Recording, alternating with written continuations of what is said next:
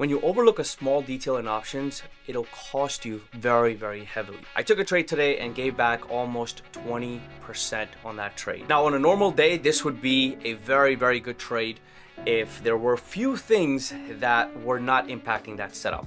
And because this is options, some of the things outside of price action also impact your actual price of the premiums. So in this video, I'm gonna break down all of those mistakes so that you guys can avoid making these mistakes. Let's get into it.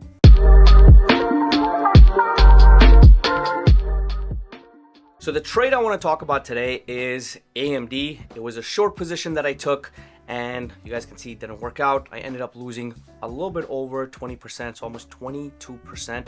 And typically this is where I like to keep my stop losses around between 10 to 15%. Some of these trades do hit 20%, so that's why I take the position size where I keep in mind that sometimes my stop is not gonna hit 15%. I might get hit at 20%. Keeping all of that in mind, there's a couple of things that I did wrong on this trade.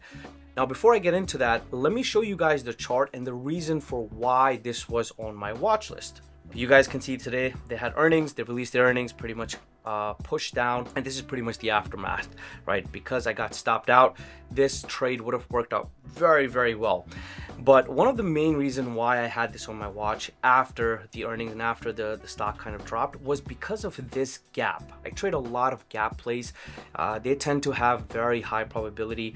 Now tomorrow, it is giving me another opportunity, so I am gonna still keep this on watch. And some of the things that affected the option premiums today are not gonna be in play tomorrow. And when I break them down, you guys will understand what those are. So usually this gap that you have here is a very high probability play. So since this gap is on the downside, we're going to be looking for negative news. If this had been an upside gap, we would be looking for a positive news. When you have a catalyst with a gap, that becomes a high probability setup. So now that we got why this was on our main watch, right, going into the pre-market price action, you guys can see everything looked perfect, right? We kind of moved down because of the earnings.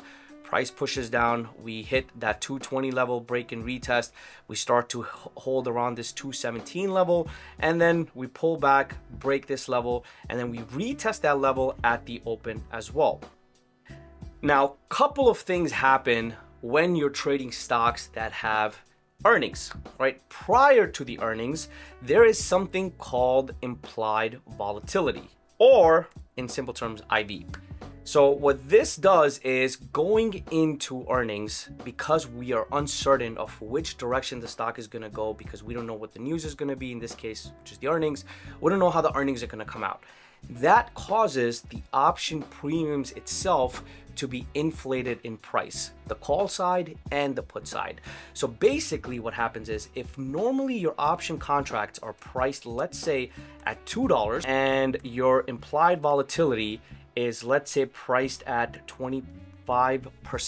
This $2 represents the IV of 25%. So when you have an outside factor that can cause volatility into that stock, which in this case is going to be earnings, your $2 premiums now get priced based on the new IV. So let's say the new IV gets jacked up from 25 to 55% as an example. Now your premium price is going to go from $2 to reflect the new premium. So let's say the new premiums are now priced at $6. Now, keeping all of these two things in mind, let's say when you have a normal IV of 25% for this particular stock, let's say your average return on this stock is 50 cents at the money based on its delta.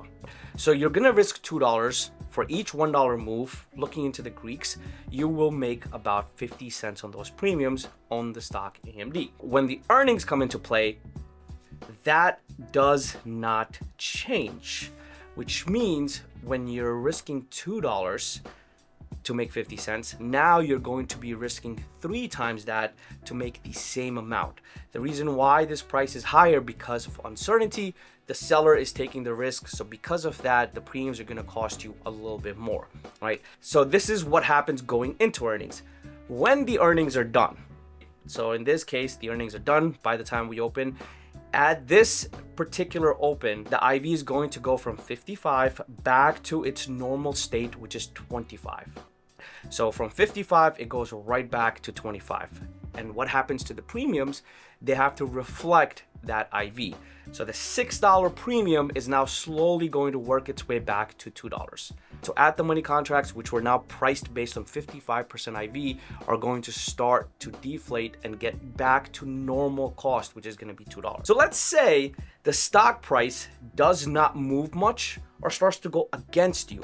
So in this case, if you're going to take puts, and let's say the stock either starts to stay flat or it starts to pull back, during this time, your premiums are going to take a much larger loss than usual. So if usually they take 10% loss, in this case now, because IV is getting crushed as well, you're going to lose an extra maybe 5 to 10%, which inflates your loss from a mere 10% to 20%. So that was my first mistake. I overlooked that IV crush. I thought, all right, this has a gap coming up. We had not the best earning report. The overall earning was not the best in terms of the guidance. So overall, there was a negative catalyst for the earnings. So keeping that in mind, it was a very bearish setup, which you guys can see it did work out. Just this single green candle is what messed my whole trade up, mainly because of that IV crush. Because of IV crush, going over the first mistake into the second mistake, my stop loss was very, very tight. So I got in when the stock was right close to 210. I was expecting this to obviously break. My stop loss was around 212, right? Which is way too tight. And the reason for that stop loss being tight was because of that IV crush. I thought, hey, if this works out and breaks down, I'll scale out and then I can have, a little bit of cushion for me to be wrong. But the moment I jumped in, we reversed. Those premiums went from 3 and change down to 2 and change, giving me a 22% loss on the trade, I think within minutes or maybe seconds. And if this was not IV crush happening and if there was no earnings, I would have probably had a little bit of a wider stop loss. Using the opening 5-minute candle as my stop loss, that would have been a much better stop. Keeping that in mind, the premiums wouldn't have went down 20%. They would have probably went down 10, 15%. And that would have been okay because based on how I usually trade, that's where my stop losses are usually at. So again, if my stop loss was just 2 points away, 3 points away, I would have been able to hold this trade. You guys can see price kept going down, premiums kept jumping up, and they would have paid very, very well. So these two mistakes were one of the biggest reasons why this trade ended up being red and I had to close it very early. And the reason why I closed it was panic sell, mainly because of that IV crush happening where premiums just started to drop very, very aggressively. The last mistake that I had was not waiting for the pullback. So this was the pullback.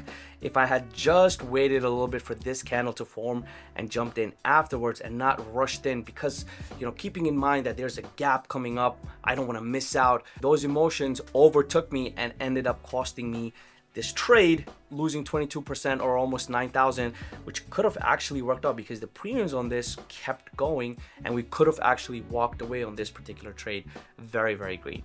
However, this day I did take another trade, which is PLTR. I'll make a video on that trade breakdown separately, but I wanted to focus on the losses as well. Overlooking a small detail can cost you 22% or almost $9,000 of loss within seconds. Typically, I don't like to trade earnings because that IV crush is in place, so I try to avoid taking them at the open. I like to give them a little bit of time before I take it, but AMD just looked very, very good. And again, that was the mistake. I broke my rule, I got punished, and these type of mistakes do happen, but you have to be able to walk it off and focus on the next trade. I'll see you guys in the next video.